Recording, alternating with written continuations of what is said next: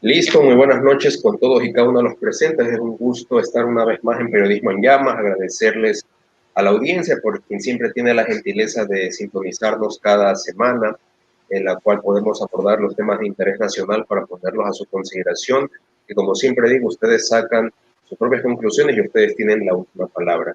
De verdad agradecerles y de nuevo estar de vuelta junto a ustedes, ya que es un honor y un gusto poder compartir de verdad estos espacios en los cuales apreciamos mucho su consideración, querida audiencia. De verdad nos motiva para seguir adelante y más que nada para eh, a seguir adelante en estos temas que sin duda alguna ustedes tienen que conocerlos para que puedan tener esta capacidad de criticidad para que no se les trate de tomar el pelo, como se dice popularmente, y que puedan ustedes tener un criterio formado y más que nada siempre apelar a una educación política en estos espacios dedicados al interés público en ese sentido. El día de hoy tenemos la participación, el gusto de contar una vez más con el abogado Néstor Tori Nostroza, un colega, un invitado de la casa que siempre tiene la gentileza de acompañarnos para poder fomentar este tipo de espacios que, como les digo, es para ustedes, en la cual se busca precisamente abordar estos temas de mucho interés. Para esta noche vamos a abordar diversas temáticas relacionadas a la política ecuatoriana, en la cual vamos a empezar, por ejemplo, con este tema de la bicameralidad, que lo habíamos abordado en el último programa, junto a nuestros invitados del día jueves, que seguiremos abordándolo porque si no algunas hay mucha tela que cortar. Luego abordaremos el tema del federalismo, que sin duda algunas también está atado a este tema de la bicameralidad. Luego abordaremos un poco sobre estos 2 meses de la administración del señor presidente Guillermo Lasso. Y finalmente el tema de la situación de las cárceles, que sin duda alguna es también un tema bastante álgido que está todavía latente en la opinión pública. Estimado Néstor, ¿qué tal? ¿Cómo estás? Qué gusto. La ciudadanía te escucha. ¿Qué tal? ¿Cómo estás, John? Mucho gusto otra vez, siempre dispuesto a colaborar con este tipo de espacios. Una noche más, bastante que conversar. Empecemos. Correcto, estimado Néstor. De verdad agradecerte por la gentileza y por acompañarnos. A ver, quiero empezar con el tema de la bicameralidad, estimado Néstor. Hay varios debates, sin duda algunas, como lo manifesté la última vez, esto nació, bueno, no es nuevo este tema de la bicameralidad, como yo decía en mi comentario del día de ayer, Ecuador a lo largo de su historia ya ha tenido un sistema bicameral, en la cual 14 de las 20 constituciones que hemos tenido ya ha tenido el sistema bicameral. La última vez fue en 1967, en la cual las Fuerzas Armadas, las cámaras de la producción, los empresarios podían ser representados a través de estas funciones. Y también vemos que se ha generado este debate de que hay que reducir asambleístas, que es mejor un sistema bicameral para garantizar gobernabilidad, para de esta manera generar ahorro de recursos, sumado al tema de la eliminación del Consejo de Participación Ciudadana, que ya lo iremos abordando más adelante. Pero igual ha generado mucho debate este tema de la bicameralidad, en la cual, por ejemplo, varios países han tenido este tipo de sistemas, han sido exitosos, otros con fracaso, como por ejemplo todo el mundo ve el tema de Estados Unidos, que históricamente ha sido un sistema bicameral. También está el tema de Australia, entre otros países. Pero así también como ha habido éxitos, han habido fracasos, como lo decía Mauro Andino, en la cual, por ejemplo, México tiene un sistema bicameral, pero tiene una situación totalmente compleja. Es prácticamente un estado que vive con mucha violencia todos los días. También está el tema del narcotráfico, junto al tema de Colombia, por ejemplo, que también es bicameral. También, por ejemplo, Nigeria o Camboya, que son estados que tienen profundas debilidades estructurales institucionales que sin duda algunas no han podido resolver sus problemáticas hasta el día de hoy. Y el Ecuador, bueno, aquí se puede tostar granizo, como decía Andrés F. Córdoba, y siempre hemos tenido estos problemas de viveza criolla, de los regionalismos, el tema este de, por ejemplo, de que, como decía, yo citaba el día de ayer a Velasco Ibarra, en la cual, por ejemplo, él decía de que había una crisis parlamentaria, incluso en aquella época, en los años 20, donde él decía de que en el Parlamento solamente se interpela a uno que otro ministro, se fuman, los diputados hablan, pero de ahí no pasa nada y seguimos con el mismo problema estructural. Entonces, vemos que esto sigue y también se lo presta para este tema de los mecanismos de participación ciudadana como la consulta popular, que dicho sea de paso, el secretario general de Comunicación ya manifestó de que no está en los planes del gobierno, pero en estos días la ministra de Gobierno dijo de que ya están analizando más o menos. Entonces, tenemos estas posturas en la cual Vemos que no está todavía definido este asunto, pero que igual está latente y más que nada está todavía en la opinión pública. ¿Tú qué opinas al respecto, estimado Néstor? ¿El Ecuador está preparado para este sistema bicameral? ¿Esto implica resolver nuestras problemáticas? ¿Cuál es tu opinión y tu análisis al respecto? Bueno, saludo nuevamente a quienes hacen parte de este programa y directamente pues voy a la respuesta de tus planteamientos. Tengamos en cuenta lo siguiente, el Ecuador, como tú bien has anotado, ya ha pasado por este sistema de bicameralidad en 14 de las 20 constituciones que hemos tenido.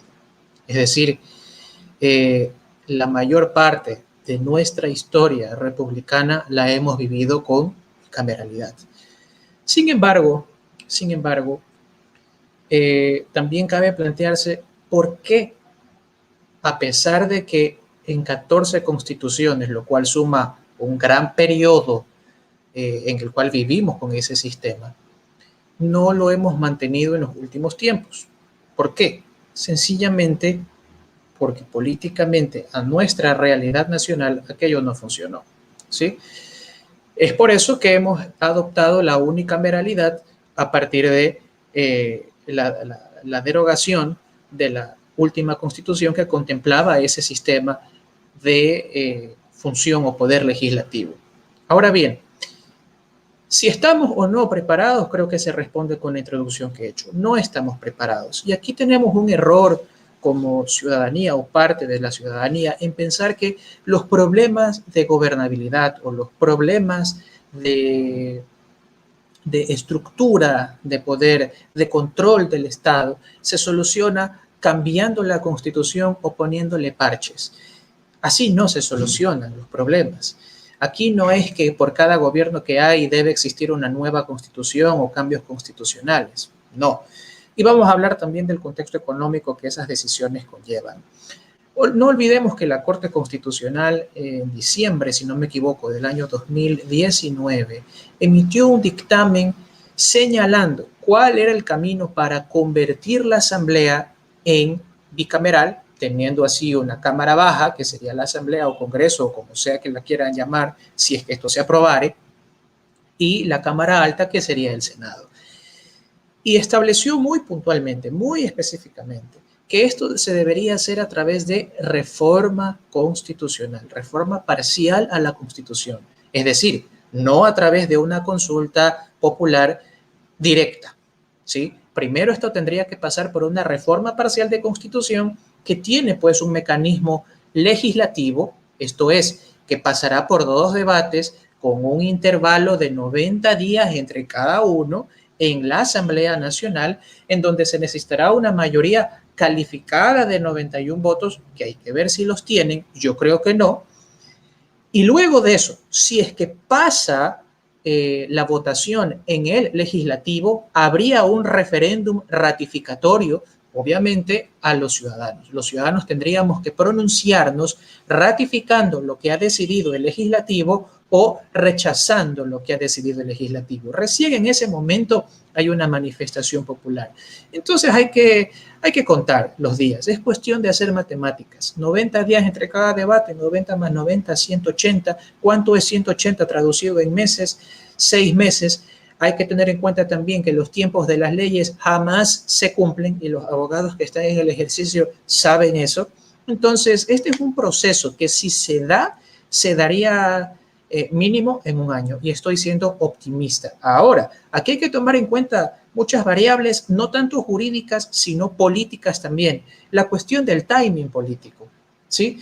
En este momento, el gobierno del presidente Lasso, digamos que está gozando de cierta aceptación por el éxito que está teniendo el plan de vacunación, lo cual felicito y estoy totalmente de acuerdo. Creo que no puede haber alguien, salvo las honrosas excepciones, que se respeta además de los movimientos antivacunas. Creo que no hay alguien que esté opuesto a que la población, en su gran mayoría, al menos los que científicamente estamos capacitados, si cabe el término, para poder vacunarnos, debamos estar, porque es una forma de reactivar la economía, como bien ha planteado el gobierno, y con esto no estoy poniéndome del lado de él, es simple lógica. Ahora bien, Este éxito del plan de vacunación ha hecho que el presidente de la República capitalice no solo popularidad, sino aceptación. Pero aquí hay que tener en cuenta lo siguiente: ¿esta aceptación es perdurable en el tiempo o es transitorio mientras se desarrolle este plan de vacunación? Yo me voy por esta segunda opción. Yo creo que es una aceptación transitoria. En la medida en que el presidente de la República logre, junto con su equipo, vacunar a los 9 millones de ecuatorianos en 100 días o se acerque a los 9 millones de ecuatorianos, tendrá una aceptación y una popularidad medianamente importante.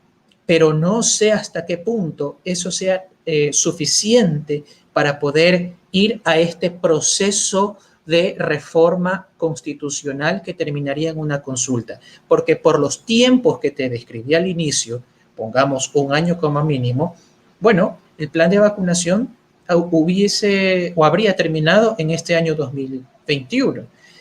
La reforma, ya hasta el referéndum ratificatorio que lo hacemos nosotros a través de votación popular, sería para el 2022, quizás coincidiendo para el 2023 con las elecciones seccionales. Entonces, en el timing político es asumir un riesgo bastante alto, bastante grande, porque estamos hablando de bastante tiempo. Eso por un lado. Y por otro, los gobiernos naturalmente se desgastan, sea este el del presidente Lazo, sea el del expresidente Moreno, el del expresidente Correa. El tema está en qué tan rápido se desgasta un gobierno. Hay gobiernos que se desgastan muy poco o luego de mucho tiempo, y hay gobiernos que se desgastan inmediatamente que están posesionados. Por ejemplo, el gobierno del expresidente Moreno, ¿sí?, que no pasó más de 6 meses, creo que no llegó ni al año, y ya gozaba de bastantes descontentos sociales e incumplimientos de ofertas de campaña. Con el presidente Lazo pasa diferente, y pasa diferente porque él está centrando toda su atención, toda su ejecución de la política en el plan de vacunación.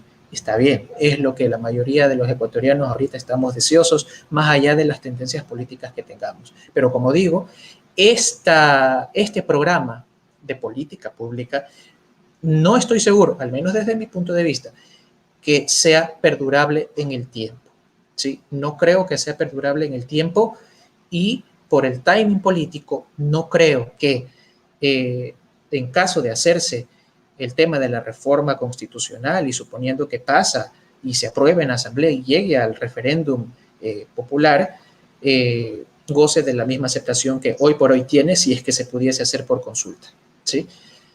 Más o menos eso son las primeras líneas que puedo darte acerca del tema de la transformación de la asamblea en asamblea y senado, la reducción de asambleístas, y esto más que nada también porque recordemos que no salió del presidente de la República el tema de que nos vamos a una consulta popular, salió de un asambleísta, y de un asambleísta que no es ni de Creo ni del BAN. Es un asambleísta que hasta el momento se ha mantenido, digamos, auténticamente independiente, que es Fernando Villavicencio, presidente de la Comisión de Fiscalización. De él salió el tema de nos vamos a la consulta y nos vamos de remate en septiembre. O sea, ni siquiera jurídicamente ni políticamente dan los tiempos para que sea mañana. Mañana es agosto y pasado mañana es septiembre. Simplemente no se puede. Además, estamos hablando de un desembolso de aproximadamente entre 50 a 80 millones de dólares. Es impensable cuando tenemos otras necesidades que cubrir. He escuchado que el asambleísta Villavicencio ha dicho, bueno, se quejan de lo que cuesta la consulta, pero es para resguardar los derechos de los ecuatorianos, la corrupción. Mira, John, hay personas, creo que tú estás dentro de ellas, al menos yo sí, que sin ser políticos, porque no lo somos, al menos políticos en el sentido de los políticos que tenemos, que nos gusta preguntarle a la gente qué es lo que siente, qué es lo que necesita. La gente quiere trabajo, la gente quiere comer, la gente quiere vacunarse, pero la gente no está preocupada de la corrupción. La gente está consciente de la corrupción, eso sí, pero no está preocupada de la corrupción. Es decir, si en este momento que hay tantas necesidades y además con tantas noticias de la prensa tradicional y de este tipo de prensa alternativa, de que el seguro está en una situación difícil, de que si bien no está en quiebra, está en una situación difícil, de que es probable que en unos cuantos meses, de acuerdo a la fuente que se esté escuchando, ya no haya para pensiones jubilares ni para los servicios médicos del seguro. ¿Ustedes creen que la población va a decir que sí a la consulta popular para un tema que no es más que trascendental para ciertos sectores políticos? Yo creo que no. No es lo mismo, no es la misma situación, no es el mismo escenario que en la consulta del 7 veces sí allá por el 2018. No es el mismo escenario. Ahorita estamos con una configuración diferente del escenario social y político. Tenemos una pandemia encima, tenemos necesidades, somos un país con bastantes dificultades económicas y no estamos pues para preocuparnos de pensar que si es que no funciona el Consejo de Participación Ciudadana, tengo que eliminarlo y crear un Senado para que yo tenga más posibilidades de empleo. Al contrario, o sea, esa piedra de molino es muy difícil de digerir. Pero vamos a ese tema también. Supongamos que, ok, se da la consulta porque la reforma pasó por la Asamblea y llegamos después de un año al referéndum. Y vamos a votar y decimos que sí, que se elimine el Consejo, que se cree el Senado y el Senado asume las competencias del Consejo. ¿Dónde está pues entonces la eliminación de lo que no queríamos que lo haga el Consejo si finalmente ya no lo va a hacer el Consejo, sino que lo va a hacer un Senado? Y un Senado que primero no sabemos cuántos senadores quieren que haya, a cuántos asambleístas se va a reducir la asamblea. Uno, dos, los senadores naturalmente van a tener asesores, van a tener asistentes, la Cámara de Senadores va a tener comisiones, las comisiones van a tener también secretarios, van a tener personal administrativo. Entonces, ¿de qué ahorro estamos hablando al Estado? De ninguno. Al contrario, va a haber igual gasto público. Entonces, esto yo escuchaba ayer a Andrés Vélez, a quien le mando un saludo, bastante aprecio en los criterios que él tiene. Él decía que esto le parecía una novelería, creo que fue el término que usó. Y tiene razón, tiene razón. Esto es una novelería, esto es una conveniencia política. ¿De quién? Bueno, eso es obvio. ¿Para qué? Para lograr cooptar el poder, ¿sí? Y bueno, en caso de que exista pues, esta reforma constitucional, existe la propuesta de este comité de la reinstitucionalización, este grupo de notables patriotas que quieren hacer esta reforma constitucional, pero creo yo, y eso puede someterse al debate jurídico, al debate constitucional, creo yo que si se tuviese que dar una reforma en este sentido, habría que hacerlo con una nueva iniciativa y no con la iniciativa que ha propuesto este comité de patriotas. Y entiéndese patriotas en un sentido, sí, burlesco en este momento. ¿Sí? Correcto. Creo que me extendí mucho en la respuesta de tu pregunta, pero era necesario decirlo. Tú me das la oportunidad, yo hablo. No, tranqui, no te preocupes. Expréyete lo que tú quieras. Aquí no hay límite, aquí no hay trabas en ese sentido. Solo antes de darte mi declaración y hacerte una pregunta, quiero hacer un paréntesis. Tenemos una interesante visualización. Lorena Argüello te manda saludos. Abogado Néstor, que bueno tenerlo en el programa de hoy. Loreste Vivanco, quien siempre nos sintoniza y de verdad a ella también mandarle saludos. Te saluda desde Guayaquil. Un saludo, querida Lore. Giselle Marín también nos está escuchando, nos manda saludos. María Magdalena, Lorena Argüello, José Milton, Calva Moreno, entre otros. A ver, Néstor, sí, tú has topado un tema muy interesante y aquí quisiera hacer un comentario que quiero concatenarlo con las preguntas que nos hacen aquí la audiencia. Si bien es cierto, el tema estructural de nuestras autoridades no va por el tema de la cantidad, como lo decía ayer, sino por el tema de la calidad.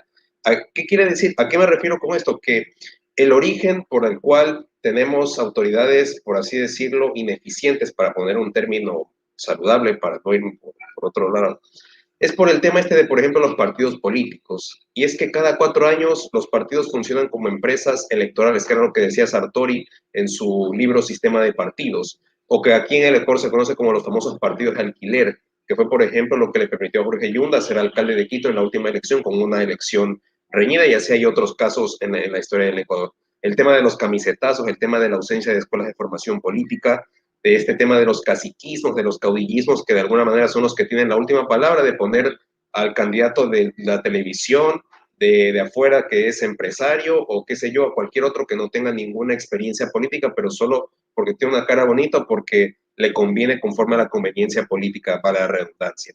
Entonces, no sé qué, si estarás de acuerdo con esto que te estoy planteando, por un lado, y por otro, Giselle Marín pregunta, dice, ¿quién puede pedir una asamblea constituyente en ese sentido? Y esto va atado al tema del timing político, que es hasta qué punto Guillermo Lasso podrá mantener esta popularidad gracias al plan de vacunación. Recordemos que ya mismo se viene una reforma tributaria en la cual no se sabe cómo se moverá el escenario o el músculo político en la asamblea. También estaba este tema de que, por ejemplo, ayer Esteban Ron decía de que el gobierno lanzó un mensaje subliminal con sí que se ponían en el hombro los que se vacunaban y era como que una especie de mensaje subliminal para una posible consulta popular. Entonces, no lo había visto de esa forma, pero sí me parece como que interesante de que va más allá de este tema de la comunicación política. Entonces, ¿qué opinas tú al respecto? Por un lado, el tema de la calidad del servidor público y por otro, el tema de quién puede pedir una asamblea constituyente dependiendo del timing político, obviamente. Ahí sí. Ok, bueno, el saludo es recíproco para todos quienes están viendo el programa. Te pido que luego de hablar de la calidad de las dignidades, De los servidores públicos. sí, de los servidores públicos, me hagas acuerdo de la pregunta de Giselle Marín, me parece que habías mencionado, ¿sí? Vale. Y quiero hacer primero una corrección, tuve una imprecisión en mi intervención anterior. Para aprobar una reforma constitucional en el legislativo, se necesita de la mayoría absoluta. Yo dije 91 votos, pero con la reforma que entró en vigencia el 24 de mayo de este año, se necesita la mayoría absoluta. Esto es el número mágico de 70, que en este momento igual no lo tiene, ¿sí? En todo caso, me corrijo, no son 91 votos, son 70 votos, ¿sí? Bien, ahora sí, la calidad de los servidores públicos. Bueno, más allá de la calidad de los servidores públicos, me gustaría iniciar con el tema de la calidad de las autoridades de elección popular, las personas que nosotros directamente elegimos. Porque, bueno, hay autoridades también que no son de elección popular, pero son autoridades al fin. Por ejemplo, el famoso Contralor, el Fiscal General de la Nación, el Procurador, etcétera, etcétera, etcétera. Tienen legitimidad política porque nacen de alguna autoridad política que nosotros hayamos elegido por votación popular. Pero me quiero referir primero a las autoridades de elección popular. Le hace concejales, le hace alcaldes, le hace prefectos, presidente, vicepresidente, diputados, asambleístas, parlamentarios andinos, que tienen un rol un poco pasivo en la política, pero son elegidos por nosotros. Bien, yo he escuchado bastante debate sobre esto, especialmente cuando dicen que los asambleístas especialmente deberían tener cierta preparación académica, preparación o trayectoria profesional. Sí y no. Sí y no. ¿En qué sentido? Creo yo que al menos vamos a dedicarnos a los asambleístas. Se dice que son los representantes de la gente, los representantes de los ciudadanos. Pero no todos los ciudadanos, pues, son PhD, son máster, son personas abogadas, politólogas, economistas con un tercer nivel, con un título de tercer nivel. Hay personas que, sin haber estudiado nunca en la universidad, pueden llegar a saber mucho más que aquellos que acumulan 5 o 6 masterados o 2 o 3 PhD. Y eso es cierto. Yo he conocido muchas personas que sin tener ningún título universitario pueden ser mucho más preparadas, mucho más inteligentes, si cabe la palabra, que aquellos que ostentan cantidad de títulos. Entonces, no debemos limitar el tema de los requisitos, de un candidato, de una autoridad de elección popular, a que tenga cierta trayectoria académica y o profesional. Ahora, el tema tampoco está tanto en la forma de que pueden postular estas personas para ser candidatos. El tema está en que se necesita una reestructuración del sistema de partidos políticos. Nosotros necesitamos fortalecer nuestro sistema de partidos políticos, si es que acaso tenemos uno. Porque esto también lo conversábamos cuando gentilmente me invitaron por primera vez a este programa. Yo decía, lo malo de cada elección de cada proceso electoral es que el patriarca o la matriarca del movimiento o del partido político dice, ven tú y ven tú a formar la lista de candidatos. Pero no hay pues ningún filtro. El requisito que necesitas es ser amigo o conocido o familiar o que seas cara bonita, como decías tú al inicio, de la persona que dirige o que arma las listas del partido o del movimiento. Eso no es un sistema de partidos políticos. Y eso lamentablemente desemboca en lo que en política se denomina como el transfugismo y en lenguaje coloquial se llama el camisetazo. ¿Sí? Porque son personas que no están comprometidas de verdad con un ideario político. ¿Sí? Entonces el problema, más allá de la formación que tenga el candidato o la autoridad de elección popular que fue elegida, no está en la trayectoria académico-profesional, está en los principios, en los valores, y esto puede sonar muy romántico, puede sonar muy, que se desarrolla mucho en la nube del deber ser, pero es que así es como debería ser, ¿sí? Hacia allá debe ir una reforma electoral para que se pueda implementar de una vez por todas un sistema de partidos políticos, un verdadero sistema de partidos políticos. Por ejemplo, en Estados Unidos, si gana el candidato republicano sabe bien cuál es la posición del Partido Demócrata y tienen disciplina partidista los demócratas o los republicanos. Yo no he escuchado tanto, al menos como en las democracias latinoamericanas, los transfugismos en la democracia norteamericana. ¿Sí? No todo es malo, no todo lo norteamericano es malo. Hay cosas buenas que copiar y tú lo sabrás mejor como politólogo.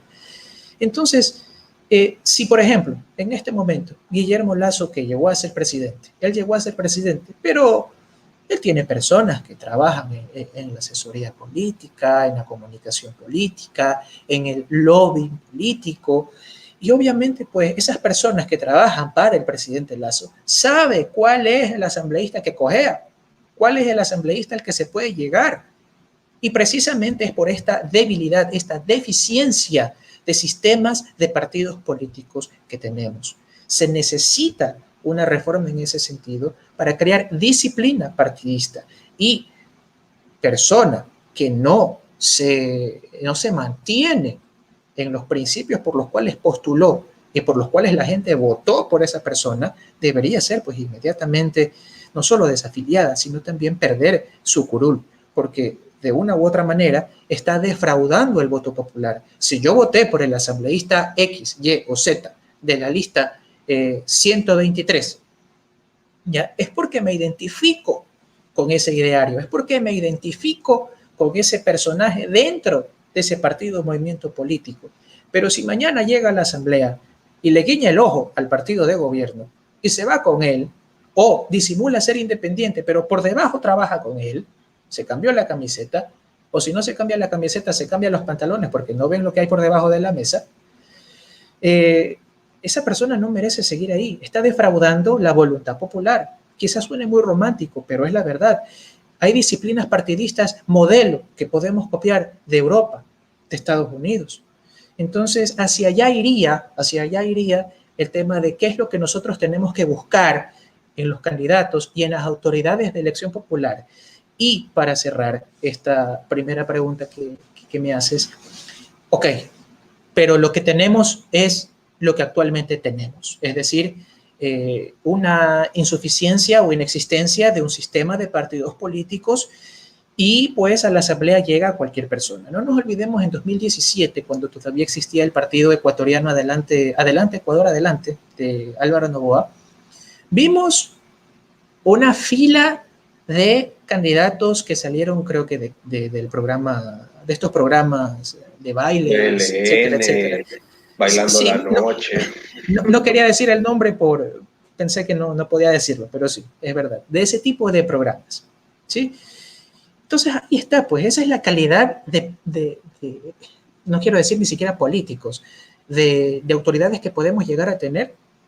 Mira, yo hace poco tomé un curso de análisis económico del derecho con un profesor peruano muy bueno, se llama Alfredo Boulard, y él hablaba de qué tan costoso es conocer a tu candidato, ¿sí? El cerebro humano está diseñado para tomar decisiones rápidas, dice. Entonces, en Perú sucedió un fenómeno, no recuerdo el cantón, creo que se dice también cantón, se había candidatizado una señora que en sus tiempos de juventud había sido prostituta. Y obviamente todo el mundo la conocía, ¿sí? Se lanzó y ganó. Y la reflexión que él decía era, ¿qué tan costoso es conocer a tu candidato? Tú a tu candidato, y hacía una pregunta, tú a tu candidato le revisas la hoja de vida cuando presenta su postulación. De 10 personas, 2 o 3. De esas 10 personas, ¿cuántas escogen? ¿Cuántas deciden su voto de acuerdo a su historial? Esas mismas 2 o 3. ¿Sí? ¿Qué es lo que pesa? El ser conocido. Entonces, es muy costoso estar informado. Y es mucho más costoso estar bien informado. Y eso es lo que pasa. Eso es lo que pasa. Esta es una buena reflexión de acuerdo a la pregunta que me has hecho. Y creo que adolecemos de eso también. Generalmente tendemos a escoger personas que ya conocemos y precisamente por esto es que vivimos actualmente en una debacle de permitir la incorporación de rostros nuevos, de juventudes, de renovaciones dentro de los partidos políticos, porque estamos viendo que muchos partidos hablan de renovación, pero dentro de las cúpulas siguen siendo los mismos de siempre. Y en este error caen muchos partidos políticos. No voy a hablar solo de uno, sino de muchos, por no decir todos, ¿sí? De izquierda, de derecha, de centro, de arriba, de abajo, de lo que sea, ¿sí? Todos caen, o muchos caen en ese error. Entonces, ahora sí cerrando, el tema no está en la trayectoria del candidato, porque puede ser un gran profesional, un gran académico, pero pésimo político, ¿ya? Sino en el compromiso que tenga con el ideario con el cual se está comprometiendo. Ahora, no tenemos pues ese sistema de partidos políticos. Aquí ha llegado cualquier persona, lo estamos viendo en esta asamblea, que parece que va a ser igual o peor que la anterior. Ojalá que no sea así. ¿Ya? ¿Y tú crees en ese sentido que implica hacer una... Solo para terminar. ¿A dónde debe estar entonces el nivel o la calidad de nuestros asambleístas? Escojan pues bien a sus asistentes, escojan bien a sus asesores. Cada asambleísta, si es que no forma parte del calo presidencia, tiene derecho a 2 asistentes y 2 asesores. Escojan gente de nivel, ahí sí, gente profesional, multidisciplinaria. No escojan, por ejemplo, conozco casos, y esto se develó también en la asamblea pasada, al maquillador del asambleísta, con nivel de asesor número 1, ganando casi creo que $3,000. Eso no puede ser. Entonces se necesita una reforma integral en ese sentido. Ahora sí, tu pregunta. Creo que termine la idea. Sí, perfecto, Néstor. No, te quería decir, así de forma breve, ¿tú crees que entonces necesitaríamos una reforma al Código de la Democracia en ese sentido para abarcar estos temas que tú bien los has planteado en tu comentario? Sí. Pero que no se entienda que la ley debe abarcarlo todo. La ley no está hecha para solucionar todos los problemas, porque además cuando yo hago una ley hay problemas que todavía ni siquiera han existido. Por ejemplo, nuestras leyes están diseñadas para situaciones generales, pero nadie se imaginó que iba a venir una pandemia de este nivel. Entonces tenemos vacíos jurídicos, ¿sí? Porque la ley está para parámetros generales de los acontecimientos que vienen ocurriendo o de las conductas del ser humano. Pero la ley no puede pues, ver a futuro y ver que mañana va a suceder una pandemia, mañana va a ocurrir A o B situación que no está contemplada actualmente. Pues. Entonces, a partir de parámetros generales, son los mismos partidos y movimientos políticos los que tienen que empezar a desarrollar un sistema partidista, disciplinas partidistas. ¿Sí? Totalmente, Néstor. Y para complementar esto, también hay otra internauta que te hace una pregunta. Quiero concatenarlo con la primera. Giselle Marín te preguntaba, ¿quién puede pedir una asamblea constituyente? Y Lorena Arguello pregunta, ¿quién elegiría a los representantes de las cámaras? Creo que esto va atado al tema del Senado en este sentido. Estas dos preguntas, estimado Néstor. A ver, empiezo por la del Senado, que es una respuesta más corta.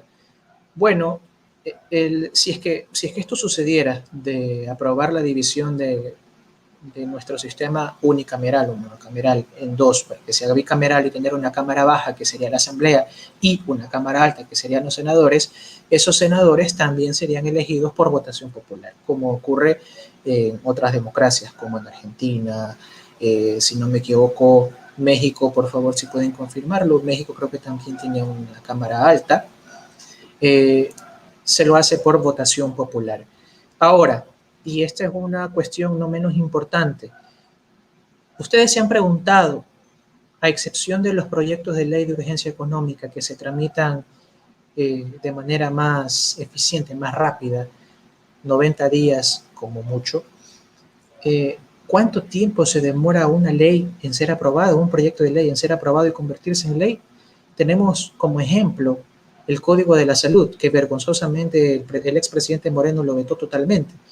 El Código de la Salud demoró 8 años, 8 años, para que finalmente el expresidente lo vete totalmente. Y en septiembre de este año existe la posibilidad de que la Asamblea vuelva a debatirlo y en un solo debate se lo apruebe o definitivamente se lo congele hasta la eternidad. Esta reflexión la hago ¿por qué? Porque ¿cuánto tiempo se demora una ley en aprobarse? ¿Cuánto tiempo? Imagínense si se aprobara este cambio constitucional y se creara la figura del Senado. Estamos hablando de eficiencia que no va a existir. De por sí no existe, porque las leyes demoran mucho tiempo en aprobarse. La ley te da tiempos, pero al menos los que somos abogados sabemos que los tiempos nunca se cumplen, por más sanciones que haya, ¿sí? ¿Dónde está entonces, si no hay eficiencia, la atención a las necesidades de la ciudadanía? Porque se supone que una ley se la crea con una intención, la de cubrir alguna necesidad. El ejemplo que te doy, el Código de la Salud, que fue vetado totalmente, tenía situaciones como la emergencia obstétrica, tenía regulaciones sobre el tema del cannabis para uso terapéutico. ¿Dónde queda todo eso? ¿Dónde queda todo eso? U otras leyes que también están, otros proyectos de leyes que también están durmiendo el sueño de los justos. ¿Cuánto tiempo tiene que pasar?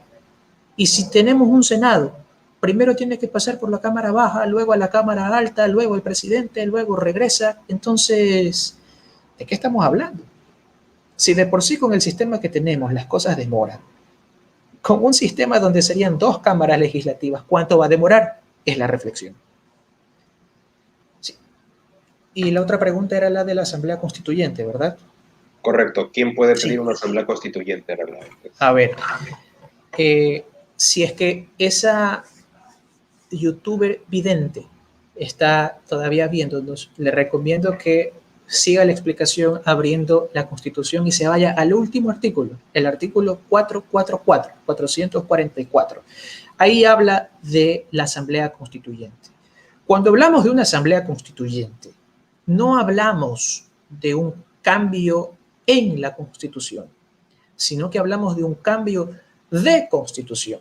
Dejamos una Constitución para tener otra. ¿Quiénes pueden proponer una asamblea constituyente? La puede proponer el presidente de la República, la puede proponer la Asamblea Nacional y la puede proponer también la ciudadanía con un porcentaje del padrón electoral que en este momento no lo recuerdo. Ya he dicho que yo no soy ese abogado que se aprende las cosas de memoria. A mí me gusta hablar con la ley en la mano y con esta aplicación se me dificulta tener en otra pestaña abierta la Constitución. Pero bueno, quienes pueden proponer una asamblea constituyente es el presidente de la República, la Asamblea Nacional y la ciudadanía con cierto porcentaje del padrón electoral. ¿Qué sucede aquí? Que cuando existe una iniciativa de asamblea constituyente, esa iniciativa tiene que ir a la Corte Constitucional, ¿sí? Y esa iniciativa de asamblea constituyente, esa solicitud de asamblea constituyente debe ir acompañada de cuáles van a ser las reglas de esa asamblea constituyente.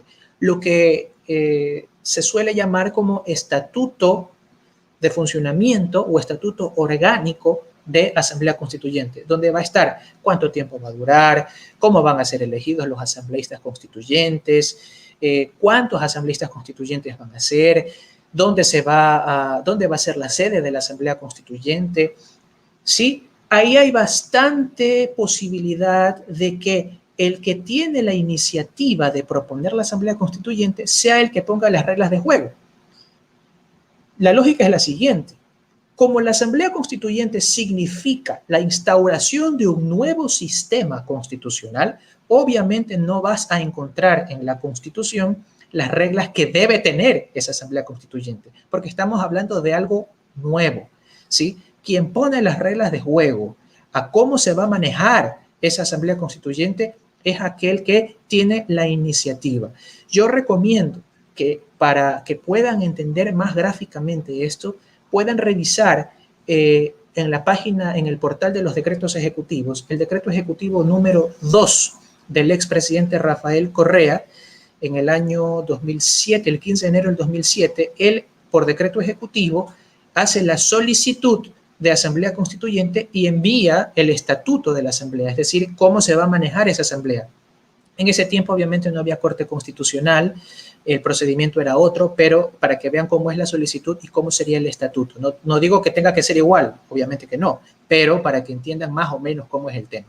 Esa solicitud y ese estatuto tiene que ir a la Corte Constitucional, para que la Corte Constitucional en 20 días diga si se han cumplido los requisitos formales de la iniciativa de Asamblea Constituyente. Suponiendo que la Corte Constitucional dice que sí, entonces ahora la Corte Constitucional le devuelve al presidente y le dice, señor presidente, envíelo al Consejo Nacional Electoral. El Consejo Nacional Electoral recibe la iniciativa del presidente, vamos a hablar como que si fuese presidente, recibe la iniciativa del presidente de hacer la Asamblea Constituyente, recibe el estatuto, recibe el dictamen aprobatorio de la Corte Constitucional y dice, bueno, convocamos a consulta popular. Y en esa consulta popular, lo que se nos va a consultar es, ¿está usted de acuerdo con que se instale una Asamblea Nacional Constituyente que estará dirigida con el objetivo de crear una nueva constitución? ¿Sí o no? Si es que la gente dice que sí, mayoritariamente, entonces ahora lo que va a tener que suceder es, posteriormente, otra consulta, otro proceso electoral en donde vamos a elegir, de acuerdo a lo que diga el estatuto de la Asamblea Constituyente, a nuestros asambleístas constituyentes, ¿sí? Y esos asambleístas constituyentes, los que sean elegidos, tendrán que formar parte de esa Asamblea Constituyente, ¿sí? En el programa de gobierno del ex candidato Andrés Arauz, en el punto 88 de su plan de gobierno, se proponía crear una Asamblea Nacional Constituyente. Bueno, no es presidente, obviamente, no conocemos cómo hubiese sido su estatuto, cuáles hubiesen sido las reglas de juego, pero él hubiese activado este mecanismo que estoy mencionando de acuerdo a lo que decía su plan de gobierno, ¿sí? El presidente Lasso, veo que dentro de su plan de gobierno no contempla esta posibilidad, veo que tampoco tiene la voluntad de hacerlo, sino más bien pareciera que a donde él apunta es a crear parches constitucionales que le permitan a él tener una mejor gobernabilidad, tener mejores movimientos políticos o acomodos políticos, pero que también están sometidos a esto del timing político, ¿sí? Ya por la explicación que he dado, personalmente creo que el timing político no le da para llegar a un referéndum ratificatorio para estas reformas constitucionales que pretenden hacer, de acuerdo al asambleísta Villavicencio, y a la ministra de Gobierno, porque la ministra de Gobierno contradice a lo que dice en cambio el secretario de Comunicación Bonilla. Ahí se empieza a ver que no hay una sinergia o buena comunicación entre los mismos miembros del gabinete. Entonces, por timing político creo que, y porque una asamblea constituyente representa no solo uno, sino dos procesos electorales, y ni siquiera dos, sino tres, porque una vez que termina el funcionamiento de la Asamblea Constituyente con la elaboración de la nueva Constitución, esa nueva Constitución también tiene que ser consultada en consulta popular para ver si la aprobamos o no. Es decir, son tres procesos electorales que no sé hasta qué punto el presidente Lasso tenga un apoyo tan perdurable en el tiempo. No es la misma situación que con Correa en sus inicios, en donde se aprobó la constituyente, se eligieron asambleístas de mayoría y se aprobó la constitución con porcentajes nunca antes vistos en la historia del Ecuador. Yo creo que no estamos en ese momento histórico, no se está repitiendo ese momento histórico y sería un riesgo que el presidente Lasso no veo que esté dispuesto a asumirlo. Correcto, estimado Néstor. Y ya para cerrar este tema, quiero entrar a este tema que está atado a la bicameralidad, que es el del federalismo, que también es un tema que, bueno, ha generado mucho debate, no está atado al tema de la bicameralidad o no ha generado tanto revuelo como este tema de la bicameralidad, pero sí hemos visto, por ejemplo, algunos grupos en el Ecuador que abordan esta tesis del federalismo como una nueva forma de gobierno para, de alguna manera, atajar el centralismo, el estatismo, el Estado obeso, etcétera. O sea, un montón de tesis que apuntan evidentemente a reducir el tamaño del Estado y para descentralizar el poder como tal. Yo te quisiera hacer esta pregunta, pero yo leyendo más o menos y enfocándome de este tema, me doy cuenta de que se necesitan al menos dos elementos para que se pueda llevar a efecto este tema del federalismo. Uno de ellos es el tema de la voluntad de la unión y el otro es este tema del reconocimiento de realidades diferenciales de cada una de las partes. Quiere decir, comunidades dentro de un mismo Estado que convergen como tal, están de acuerdo con un contrato social, que es lo que decía Thomas Hobbes en su obra característica, que la vemos en Ciencia Política, en la cual vemos que esto implicaría distribuir el poder y soberanía entre territorios, en la cual básicamente todos están de acuerdo en que, por ejemplo, me invento, en la provincia del Guayas cada quien tiene sus propias leyes, en Quito o en Pichincha cada quien tiene sus propias leyes, más o menos copiado de lo que sucede en Estados Unidos, que la Constitución es la hoja de ruta, pero cada estado tiene sus propias leyes, su propia Fiscalía General del Estado, su propio Senado incluso, que es la parte estructural a nivel del Estado, como se dice allá, que son los estados que convergen, que forman el país como tal. Entonces, te pregunto a ti, ¿qué opinas tú del federalismo? ¿Le convendría al Ecuador esta forma de gobierno como tal? ¿Cuál es tu opinión al respecto? Bueno, cada modelo político obedece a la idiosincrasia de cada sociedad, ¿sí? Tenemos ejemplos de países donde el federalismo funciona y otros donde simplemente no funciona, pero es el modelo político, es el contrato social que se ha aceptado en algún momento de la historia de ese país. Ahora, si yo creo o no creo en el federalismo para nuestro Ecuador, este pequeño, gran país que tenemos, el federalismo no cabe de ninguna manera. Hablando solo en términos políticos, jurídicamente obviamente que tiene su camino para intentar convertirlos en Estado federal, ¿no? Pero entremos a lo de fondo. El federalismo, ¿qué implica? Como tú bien apuntas, es la voluntad de varios estados de confederarse o de aglutinarse en un solo manto. Los Estados Unidos del Ecuador, por ejemplo. ¿Ya? Pero sería también el estado del Guayas, el estado del Pichincha, o a lo mejor no el estado del Guayas, sino el estado del litoral, pongámoslo de la costa, donde se aglutina Esmeraldas, Manabí y Guayas. Y el oro no quiere aglutinarse, el oro se aglutina en cambio con Loja. Ok, bueno, y es el departamento de la frontera, para ponernos un poco creativos. ¿Ya? Más o menos por ahí va el tema del federalismo, pero también hay que tener en cuenta que el federalismo, por la forma de administración que conlleva, puede ser un sistema que propicie a las desigualdades entre sociedades que, si bien han aceptado tener administraciones diferentes, forman parte de un mismo Estado federado. Es decir, tendríamos muchas comunidades dentro de un solo Estado, pero con este sistema federal propiciaríamos a estas desigualdades. ¿Por qué? Porque cada Estado tendría que buscar sus propios recursos, tendría esa autonomía económica, autonomía financiera. Y la pregunta es, ¿estamos listos o estamos actualmente capacitados para que cada comunidad, cada cantón, cada provincia enfrente sus propias necesidades económicas? La respuesta es que no. De por sí, uno está en Guayaquil, yo soy de Guayaquil, creo que tú y yo también. Uno está aquí en Guayaquil y hay desigualdades sociales solamente yendo a ciertas partes de la ciudad. Por ejemplo, a Montesinaí, aquí al norte. Por ejemplo, al batallón del suburbio, en el sur. En ciertos sectores del centro de la ciudad. Si existen desigualdades a lo micro, imagínate con un sistema federal en donde cada uno vive su mundo, ¿sí? A pesar de ser parte de un mismo país.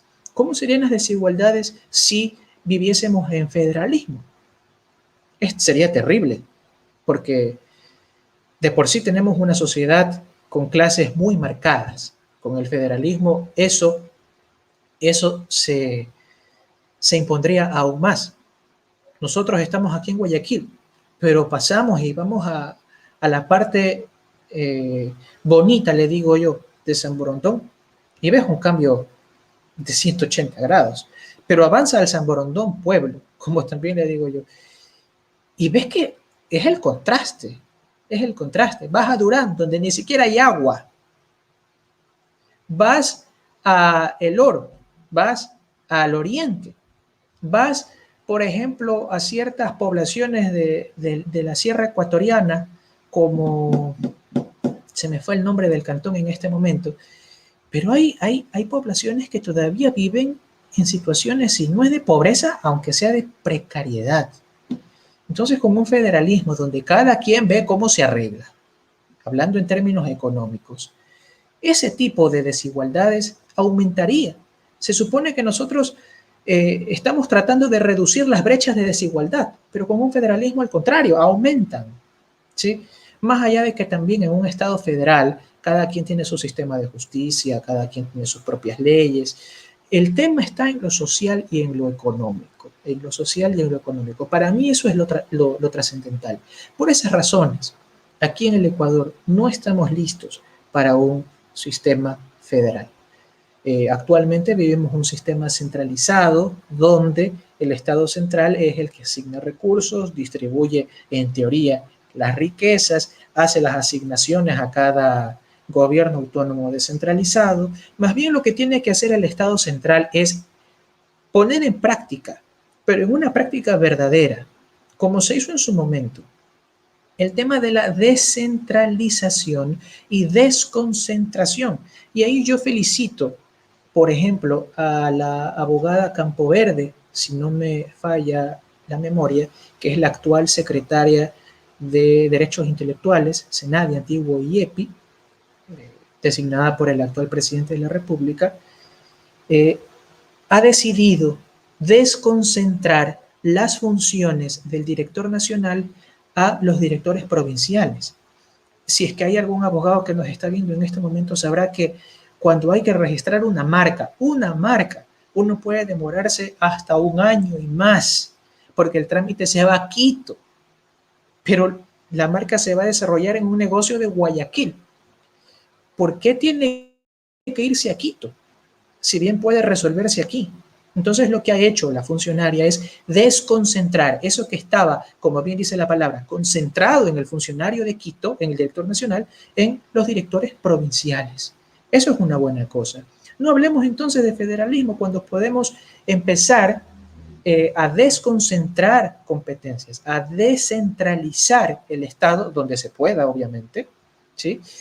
Y lograríamos también eficiencia del Estado, y esto también depende mucho de la voluntad política y de la gestión del gobernante, y probablemente lograríamos reducir la brecha de desigualdad. Correcto, estimado Néstor. Y ya para finalizar esta parte, mira, Lore Estefibanco, lo que está muy activa esta noche, hace una pregunta. ¿Qué se diferencian mucho las leyes de Estado con Estado en los Estados Unidos? Pregunta. Bueno, no soy un abogado que esté especializado en derecho anglosajón, para ser sincero, pero a niveles generales, lo poco que he podido conocer de derecho anglosajón, te doy un ejemplo. El tema del matrimonio igualitario o el tema del aborto. En ciertos estados está permitido, en otros no está permitido. Cada estado maneja sus propias leyes, pero en materia criminal, y si existe alguien del público que conozca bien del tema y pueda aportar con un comentario y corregirme, bienvenido. Yo no soy conocedor de muchas cosas.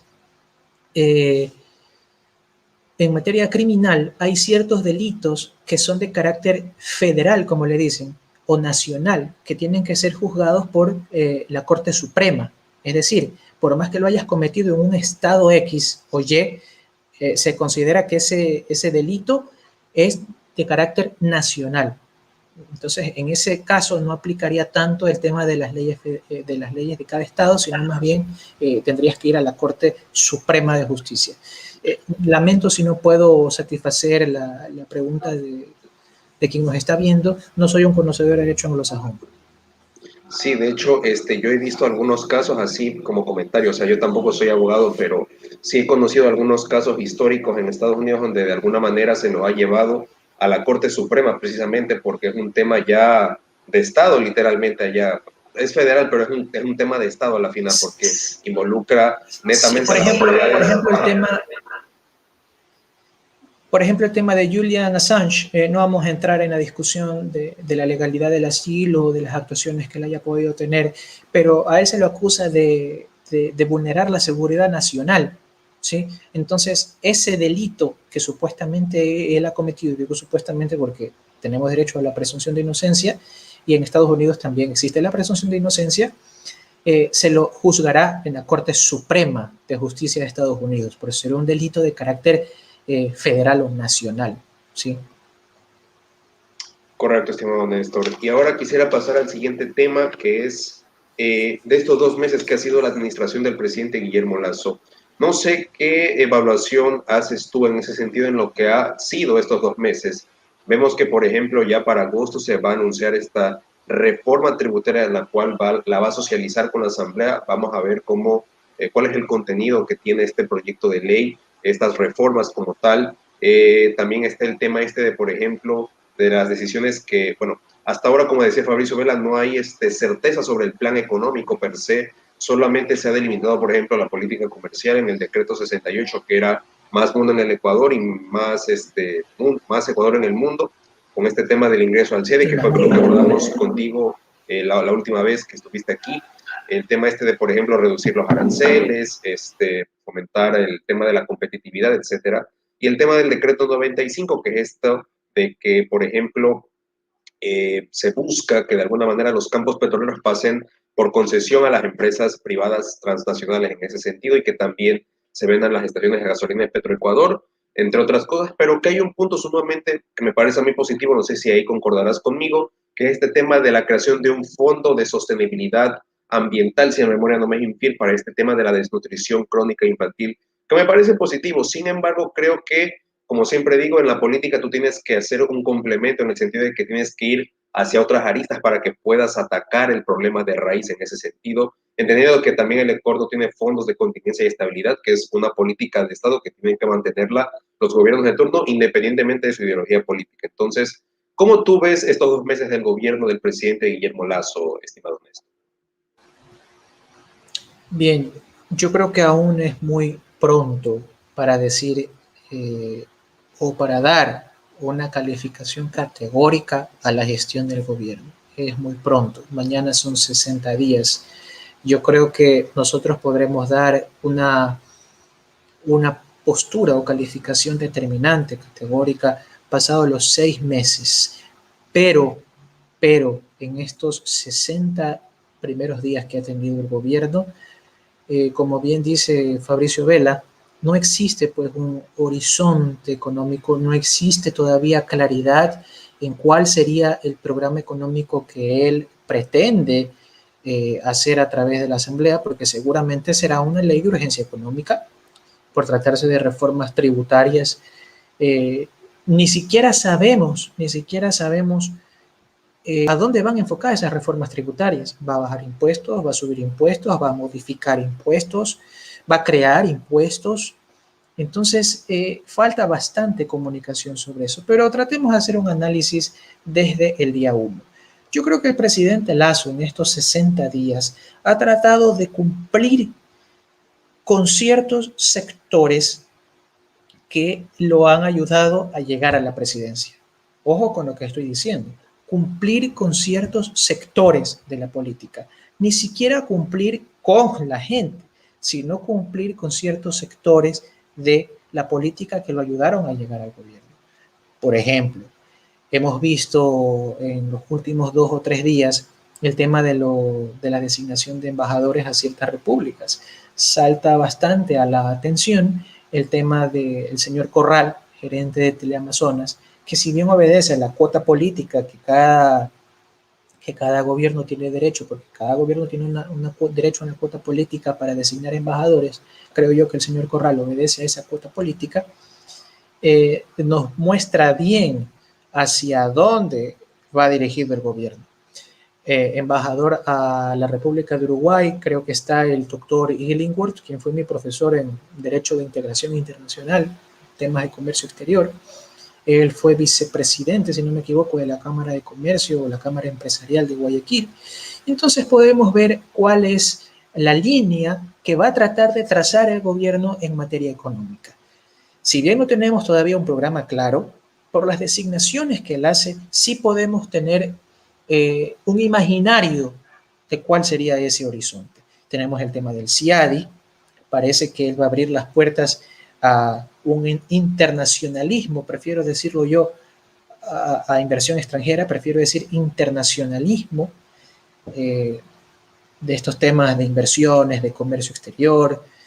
Veo bastante inclinación también al tema de las privatizaciones o a delegar al sector privado ciertas situaciones como el tema petrolero. Yo no soy un experto petrolero. De ese decreto 95 entiendo las generalidades, pero hay expertos como el doctor Tandazo que opina al derecho y al revés el tema petrolero. Pero el gobierno empieza a marcar un rumbo en lo económico. No hay un programa claro, es verdad, pero por las actuaciones que tiene, sí nos dice hacia dónde podemos estar yendo. El mismo programa de gobierno de él con el que ganó, en una de sus páginas dice que se va a intentar crear crear un Estado mínimo, pero robusto. Mínimo, pero robusto. Un Estado mínimo. Ok, pero ¿cómo un Estado puede ser mínimo y robusto a la vez? Quizás lo que él trata de hacer para robustecer ese Estado mínimo es la colaboración del sector privado. Y en el tema de la vacunación, que creo que va a ser su catapulta en estos primeros meses de gobierno, como ya lo he venido diciendo, se ha visto bastante colaboración del sector privado. Las universidades se han agolpado a colaborar con el plan de vacunación. Yo he sido beneficiario de eso, tengo que decirlo, tengo que ser transparente. Por ser exalumno y alumno de universidades de aquí de Guayaquil, he podido vacunar a familiares. Yo mismo me he podido vacunar. He visto en el Parque Empresarial Colón, en Ciudad Colón, aquí en Guayaquil, que una farmacéutica también está vacunando a sus colaboradores. Me llegó hace poco un WhatsApp de una publicidad de Cervecería Nacional que creo que también está vacunando. Entonces vemos te van a dar una cerveza si te vacunas, era el beneficio. Lo malo es que no se puede beber, creo que en 8 o 10 días luego de la vacuna. Entonces, esa cerveza tiene que esperar.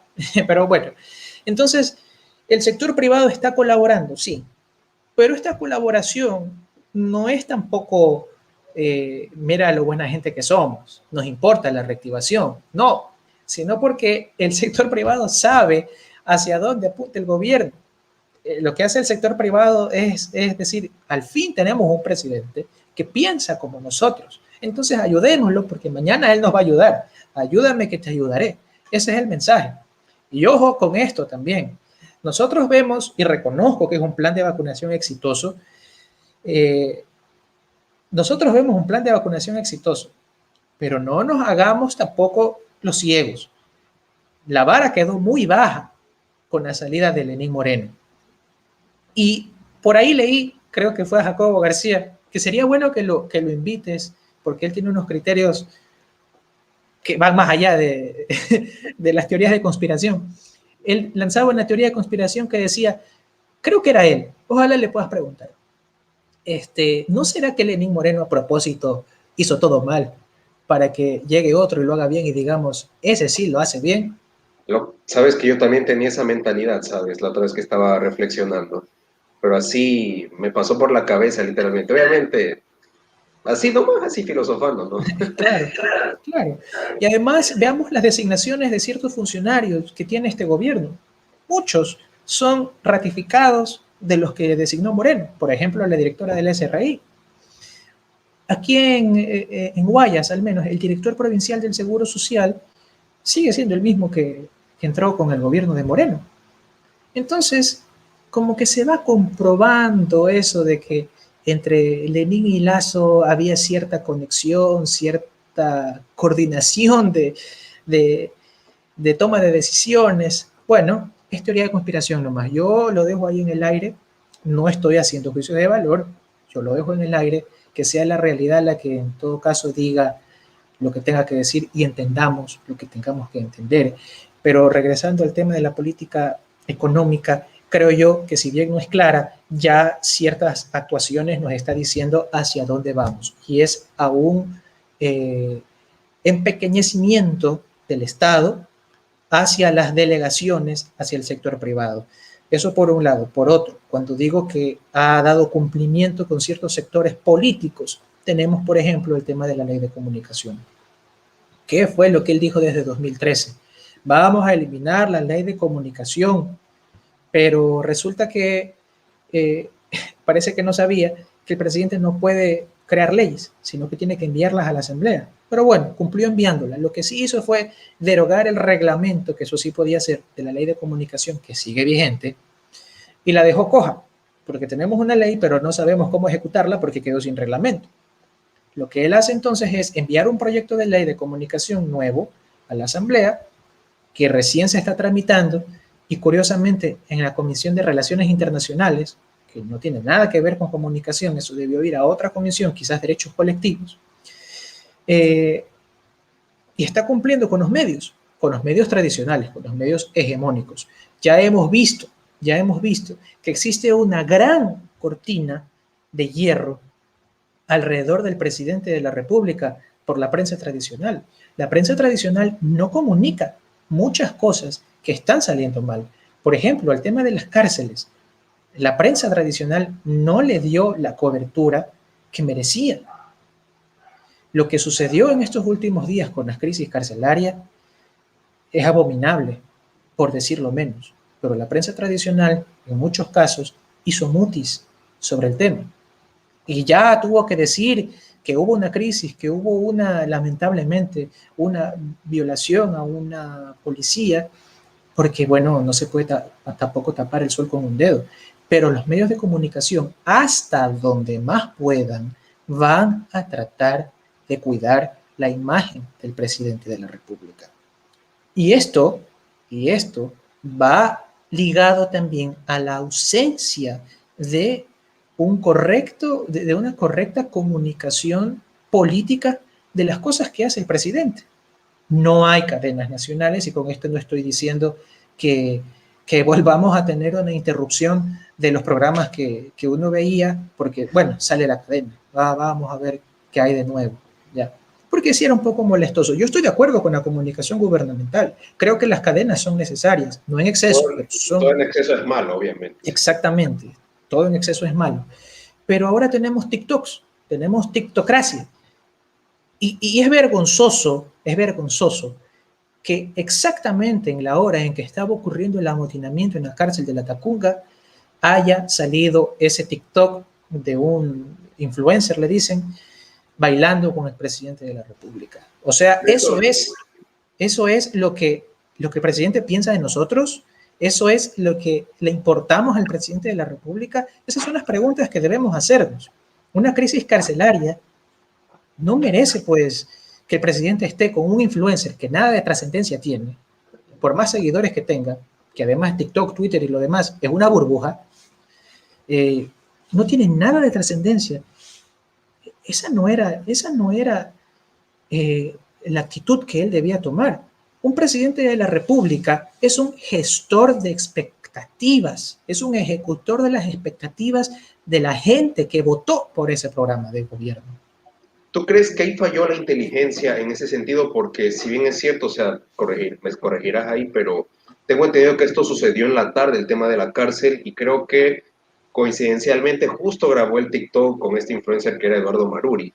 ¿Tú crees que falló la inteligencia en ese sentido con el presidente de la República? Que obviamente en todo estado del mundo tienen una Secretaría de Inteligencia. Obviamente aquí en el Ecuador se dice de que durante la administración del presidente Correa lo usó para espiar a sus detractores, enemigos políticos, etcétera. O sea, obviamente hay usos y abusos en ese sentido, pero lo que yo voy es que en todo estado del mundo tú tienes que tener un sistema de inteligencia para que puedas prevenir precisamente este tipo de actos que vulneran la seguridad y en este caso puede afectar a las autoridades del Estado, que son en este caso las policías, que son los representantes que están velando por este sistema carcelario en este sentido.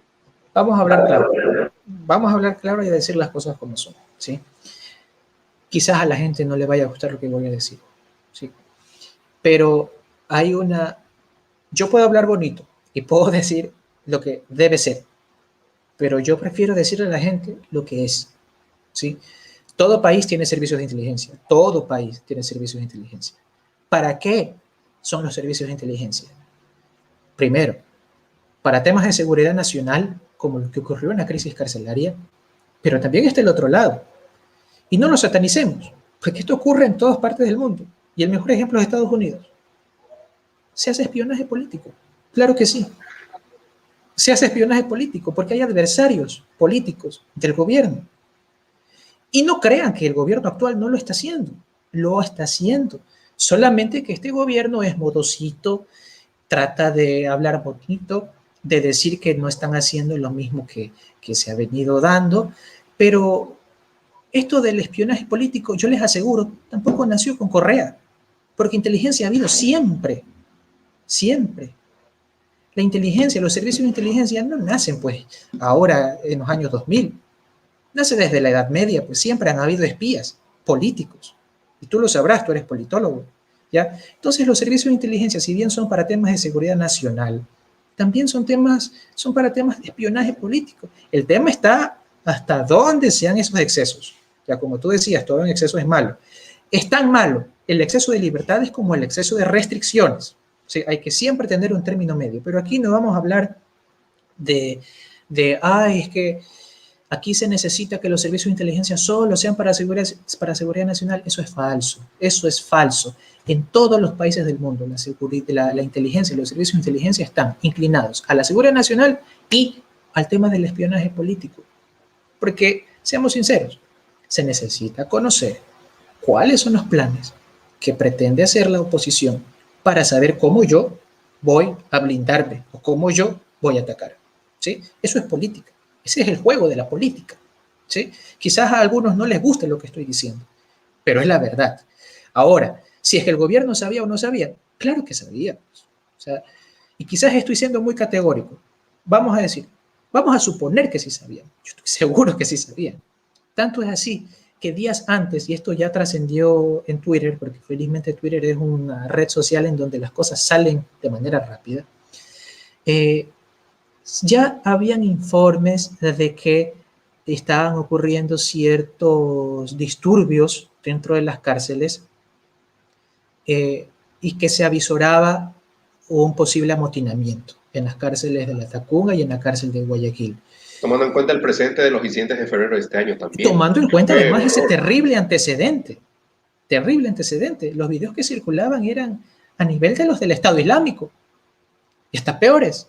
Entonces, con informes así, con prevenciones, con precauciones que aparentemente los servicios de inteligencia sí le dieron al gobierno, ¿qué es lo que tenía que hacer el gobierno? Tomar medidas preventivas. ¿Cuáles? No me pregunte, porque no es mi especialidad tampoco el tema de criminología, de manejo de sistemas de rehabilitación, pero si yo tengo una advertencia, debo tomar una prevención. Es como cuando Interagua pone en Twitter que va a haber un corte de agua en tales sectores. ¿Qué hago yo si es que no tengo cisterna? Recojo agua. Es la lógica.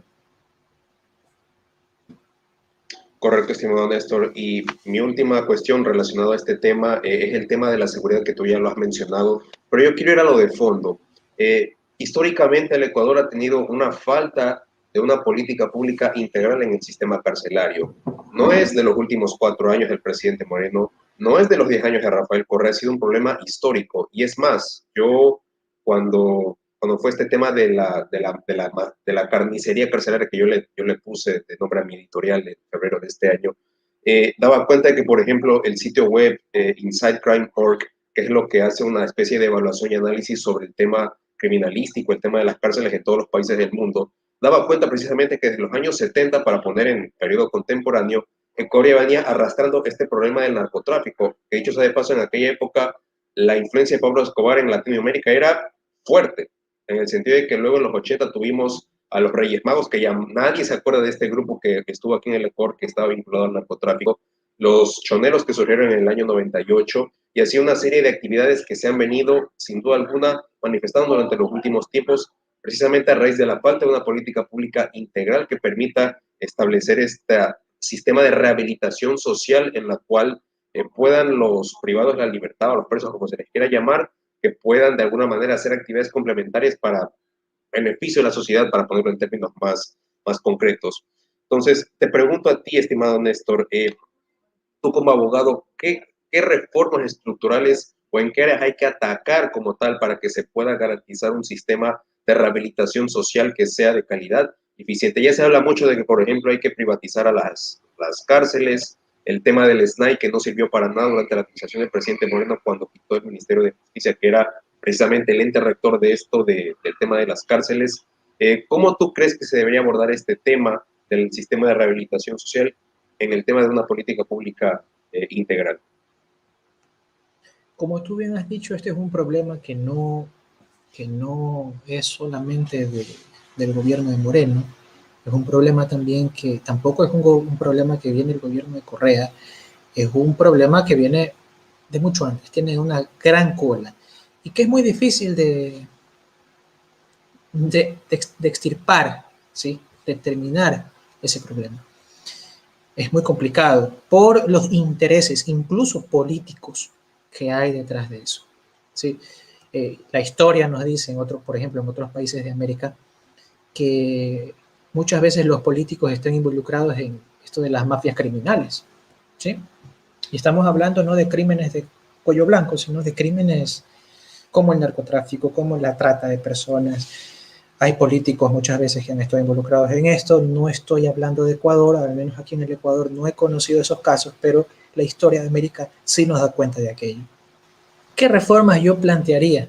Bueno, tú conoces un poco cuál es mi inclinación. No la voy a decir por aquí porque creo que YouTube tiene unos lineamientos un poco drásticos y te pueden censurar el video, ¿ya?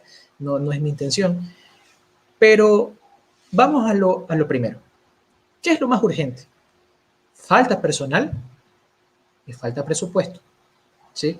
Hay recomendaciones, y esto bien creo que lo decía la doctora Lolo Miño, con quien me solidarizo. Creo que ha tenido un linchamiento en redes terrible por sacar de contexto un tuit antiguo que nada tiene que ver con la situación que ocurrió en estos días. Creo que la CIDH da unas recomendaciones de cuántos guías penitenciarios deben existir por un número determinado de personas privadas de la libertad. Eso no se cumple aquí en el Ecuador y no se cumple porque de un tiempo acá, y eso sí tengo que decirlo, en el gobierno de Moreno especialmente, se redujo personal, se redujo presupuesto, ¿sí? Y el tema de las cárceles es un tema de seguridad nacional. Se decretó 2 estados de excepción, incluso que no sirvieron de mucho. Así es, y sobre eso, déjame buscar, permíteme por favor, déjame buscar la frase que dijo Ramiro Ávila Santamaría en su voto. Lo he borrado. Y aquí lo tengo, lo voy a decir ya. El tema del personal. Tú no puedes mantener una cárcel, o las cárceles que tiene el Ecuador, tú no puedes mantener la cantidad de cárceles que tienes, o la cantidad de PPLs que tienes, si no tienes el personal adecuado en número y en calidad para estar detrás de esas personas. Pero para tenerlo necesitas asignaciones presupuestarias. ¿Sí?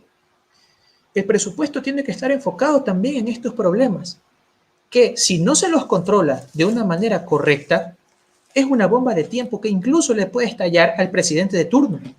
En este momento, la crisis carcelaria que se dio en esta semana ya no es un problema del gobierno pasado ni del anterior a Moreno. Es un problema que lo tiene que enfrentar el presidente Lasso, porque él ya es el presidente, él es el De hecho, administrador. totalmente. De hecho, Guillermo Lasso en su declaración, él no más bien no responsabilizó a las administraciones anteriores, sino que más bien dijo de que esto es un problema que hay que solucionarlo ya. O sea, es Sí, digno de resaltarlo en ese sentido. sí y no, porque hay que tomar también las palabras. Yo siempre soy de las personas que toman los discursos, los pone en un tapete y va revisando palabra por palabra. Dijo que él no va a ser un gobierno tibio, creo que esa fue la palabra que utilizó, tibio. Entonces, cuando él dice yo no voy a ser un gobierno tibio, está hablando del pasado. Claro que no es necesario decir es la culpa de fulano de tal. Muchas veces se dicen las cosas sin decirlas. Y creo que Lazo en ese sentido es una persona que sí tiene esa virtud, esa cualidad de decir las cosas sin decirlas. Pero cuando dice este no va a ser un gobierno tibio, está diciendo que los otros sí lo fueron. Pero lo más preocupante aquí, John, y que debe resaltarse, es que la forma en cómo él afrontó el día de ayer el tema de la crisis carcelaria en Latacunga, al decir seremos un gobierno de mano dura, de mano de hierro, no nos va a temblar la mano. ¿Qué es lo que quiere decir? Yo tengo una posición sobre los derechos humanos. Yo creo que los derechos humanos no son absolutos, ¿ya? No vamos a entrar en esa polémica, puede ser tema de otro día, ¿ya? Eh, pero ¿qué quiere decir cuando el presidente expresa que vamos a tener mano dura, que los vamos a enfrentar y que no nos van a derrotar? ¿Es acaso una licencia para matar? Que si bien el uso progresivo de la fuerza tiene sus permisiones y tiene sus limitaciones, la forma en como él lo dice no es para apaciguar las cosas, sino al contrario, aviva más la llama. En esos momentos de tensión, como los que vivimos en la crisis carcelaria, debemos tener inteligencia emocional y debemos saber comunicar las cosas. Él pudo decir lo mismo, con otras palabras, pero prefirió dar a entender que él va a utilizar la fuerza bruta. Y esto no es cuestión de quién grita más fuerte, si el delincuente o las mafias, como se dice, o el gobierno. Aquí no es cuestión de quién es más bravo, porque finalmente el bastón lo debería tener el gobierno, no los delincuentes, ¿ya? Pero el momento en que yo digo, vamos a tener mano de hierro y no nos van a derrotar, la pregunta es, ¿qué nos está diciendo? ¿Acaso se va a armar una mortandad dentro de las cárceles en donde el actor principal también va a ser el gobierno nacional? Cosa curiosa, cosa curiosa lo que pasó hoy en la madrugada de el presunto suicidio de este, no sé si decirle, ser humano que vulneró algo tan íntimo de esta policía. Presunto suicidio. ¿A quién puso ayer Guillermo Lasso como principal personero del SNAI? A un militar retirado, ¿verdad? Entonces aquí tenemos dos posibilidades de análisis. O los mismos reos condenaron eso e hicieron justicia. O será que otro personaje, como primera acción de su administración, está dando un mensaje de cómo se va a comportar ante ciertas situaciones. Yo la dejo ahí. Yo la dejo ahí, que la gente saque sus conclusiones, pero si es que acaso fuese lo segundo, conectándolo a lo que dijo ayer el presidente, de que no nos va a temblar la mano, déjame decirte, John, que esto es una bomba de tiempo. Tú no te puedes rebajar, el Estado no se, y el Estado ahorita es representado por este gobierno, el Estado no se puede rebajar al nivel del delincuente. Porque si lo vas a hacer, mala tos te siento. Wow, correcto, estimado Néstor. Sin duda queda para el debate público y sumamente interesante. Ahora, de verdad, créeme que ha sido una maravillosa oportunidad volver a tenerte y abordar estos temas, sin duda alguna, que nos dejan mucho de qué hablar y que queda para el debate público y cada quien saque sus propias conclusiones. De verdad, agradecerte por acompañarnos, esperando que vuelvas a una próxima ocasión. Siempre tendrás las puertas abiertas para poder compartir estos espacios dedicados a la educación y comunicación política. Tu mensaje final a la ciudadanía, estimado Néstor. Bueno, siempre es un gusto estar aquí. Este tipo de espacios son los que agradan hoy por hoy cuando la prensa hegemónica trata de dar o enfocar, dirigir la atención de la gente a temas totalmente banales e intrascendentes. Espero que este medio siga creciendo como veo que lo está haciendo, que se siga armando debates sobre temas de la coyuntura política nacional. Tenemos algunos, la ley de comunicación, lo que hemos abordado el día de hoy, la reforma tributaria que la próxima semana quizás se envíe, la próxima semana ya empieza agosto. Entonces, felicito este tipo de espacios y encantado de poder seguir concurriendo a este set virtual que espero algún día pueda ser físico. Correcto, estimado Néstor. Ojalá estamos haciendo lo mejor que podemos y ahí estamos con la ciudadanía que gracias a ella es posible estos espacios que siempre tiene la gentileza de sintonizarnos y más que nada que siempre está al tanto y nos enriquece sus comentarios. Sin duda alguna eso eleva el espíritu y nos motiva a seguir adelante, que es algo que sin duda apreciamos, querida audiencia. A ti, estimado Néstor, por acompañarnos. Muchísimas gracias, esperando que la pases bien, que tengas éxitos en tus funciones. Que Dios te bendiga a ti, Dios bendiga a la audiencia y nos vemos en una próxima ocasión. Cuídense mucho, que la pasen. Chao. Chao.